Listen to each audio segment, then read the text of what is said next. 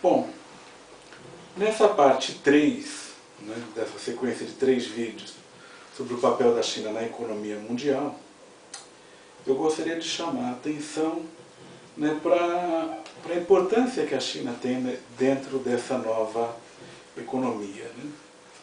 Porque, de certa forma, se a gente observar todo o processo de reestruturação produtiva que tem origem no final da década de 1970, o processo de reforma e abertura da China coincide justamente com um período em que as grandes empresas do mundo, diante de custos elevados na Europa, nos Estados Unidos e também no Japão, buscam possibilidade de redução de custos em nível mundial. A China se abre nesse aspecto.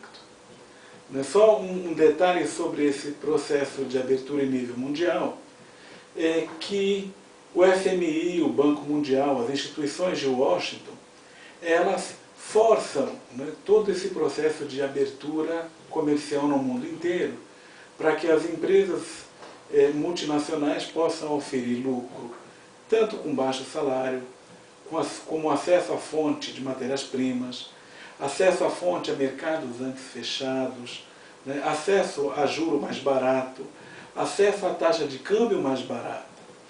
E a China ganha importância na economia mundial justamente por isso, que no momento de reestruturação produtiva, ela abre sua economia e passa a colocar as vantagens comparativas que a China tem nesse processo.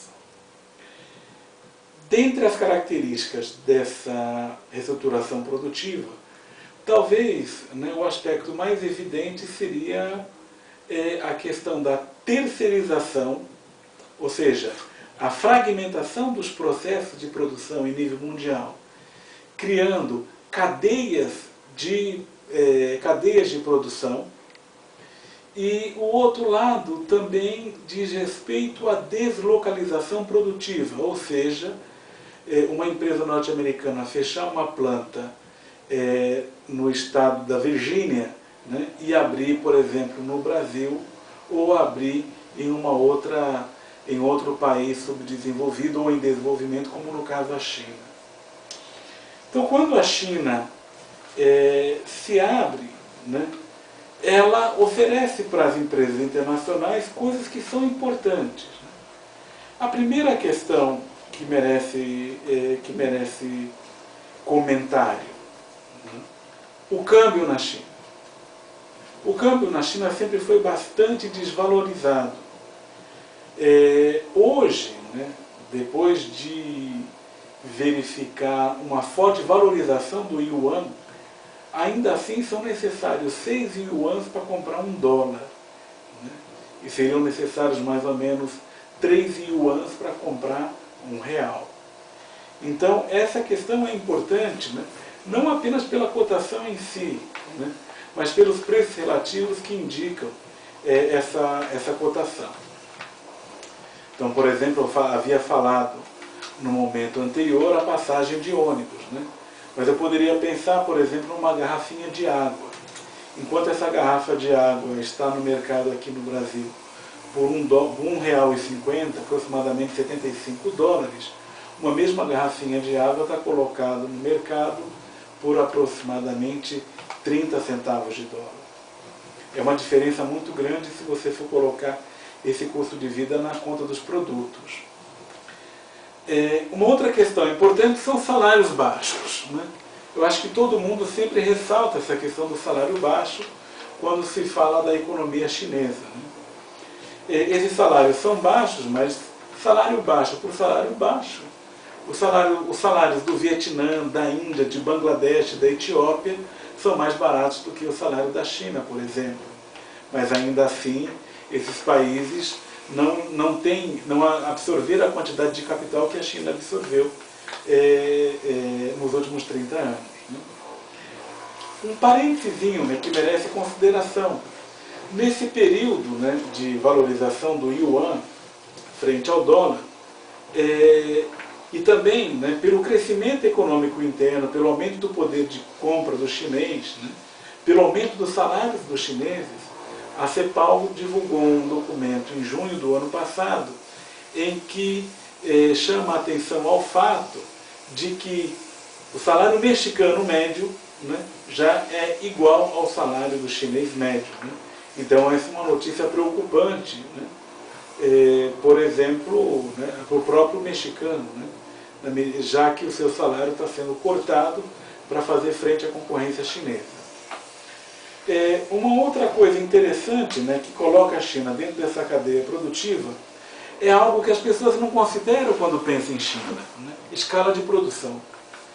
A escala de produção na China, ela é absurda, por exemplo, se comparada a um país em nível de desenvolvimento similar como o Brasil. A China chega a produzir mais de 100 milhões de aparelhos de ar-condicionados por ano. Ela está produzindo mais de 1 bilhão de telefones celulares por ano, produzindo aproximadamente 150 milhões de computadores pessoais. Né? É uma escala produtiva muito grande e que, se você for pensar, né, o mercado brasileiro, mesmo produzindo aqui para o mercado latino-americano, jamais a gente teria um mercado, né, para ter uma produção tão grande, né, para aproveitar do ganho de escala que a economia chinesa apresenta. Então, o que é interessante, né, é que a China, num primeiro momento, ela entra na cadeia produtiva mundial, oferecendo essas vantagens comparativas que são mais óbvias. O câmbio desvalorizado, o salário baixo ou ainda a questão da escala. Então, se pegarmos na década de 50, ou na década de 80, me desculpe, a gente vai verificar que a China entrava na produção das mercadorias, ora na montagem exclusivamente, ora com uma peça mais simples ou com menor valor agregado.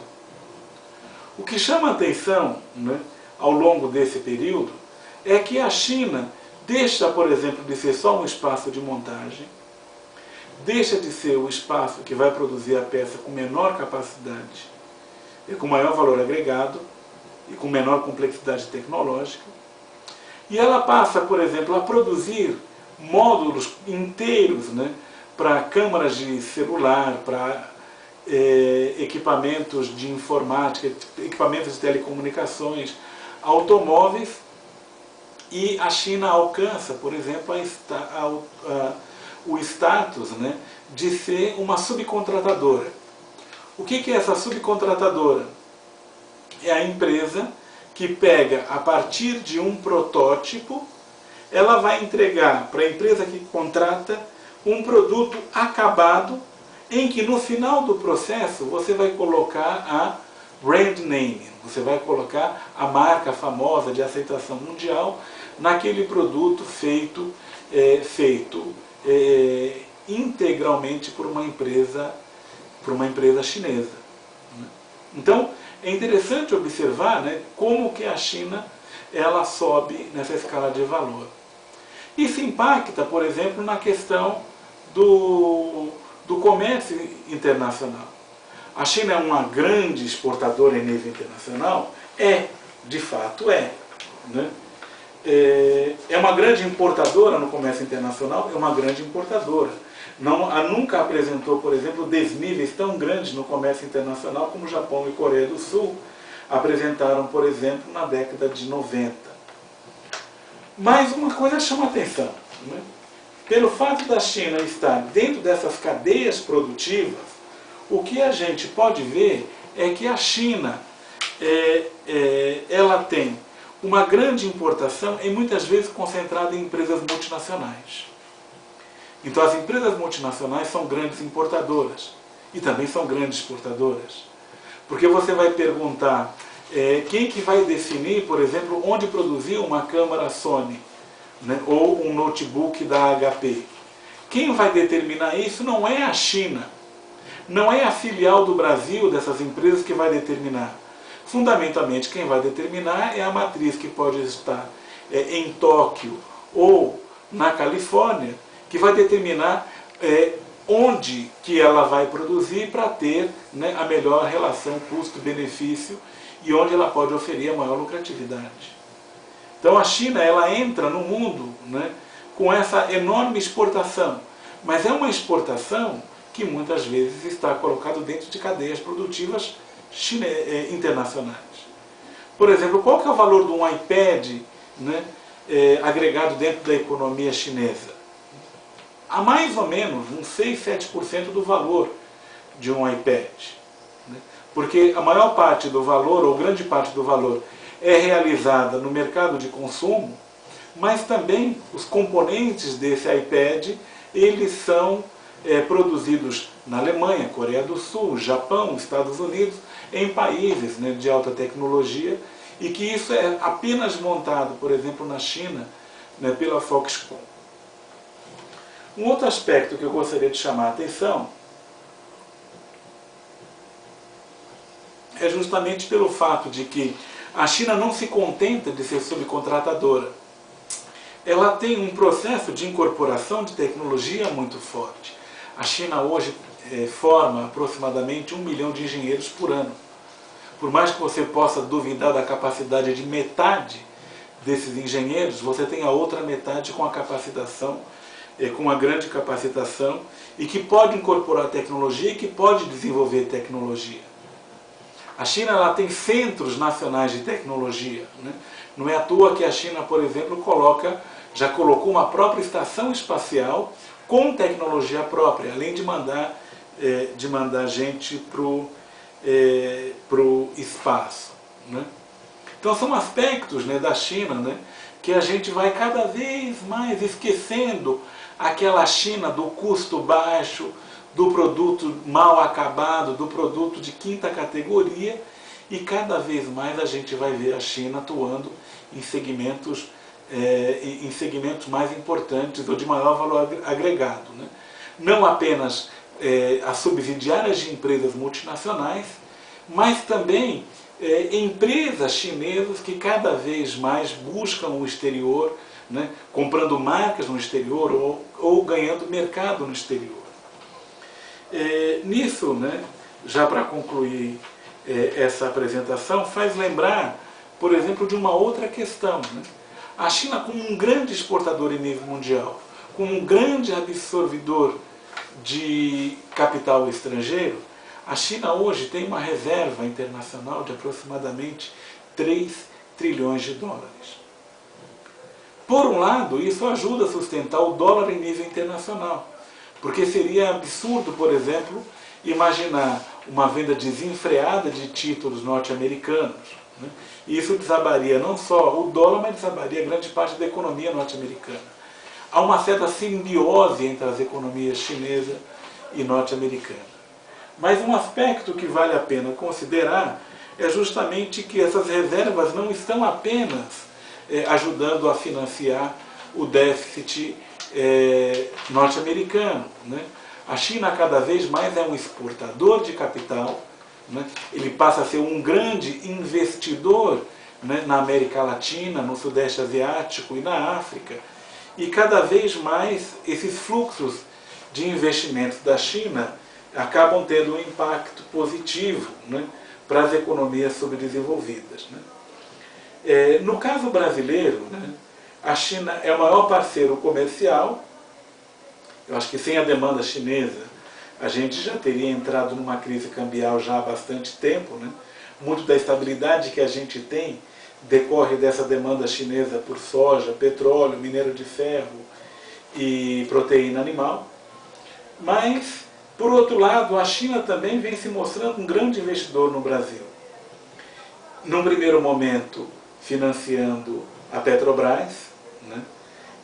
Comprando ativos de empresas europeias, no caso da Repsol, que atua no setor de petróleo aqui no Brasil, comprando redes de transmissão de energia elétrica, né, como a State Grid fez há cerca de 2 anos, e também instalando empresas no Brasil. Eu acho que isso aí é uma modificação da qualidade da relação entre Brasil e China, uma vez que quando você coloca o capital produtivo, né, o capital para produzir, por exemplo, automóveis, como a planta da GEC, lá em Salvador, ou a planta da Cherry em Jacareí, aqui no estado de São Paulo, né?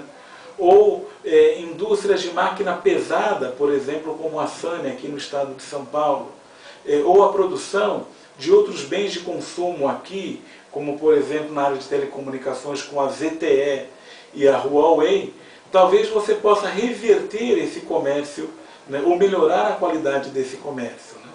Mas é interessante notar que a China passa a aproveitar de suas reservas, né, para comprar ativos no exterior, né, e aumentar a presença de suas multinacionais no exterior.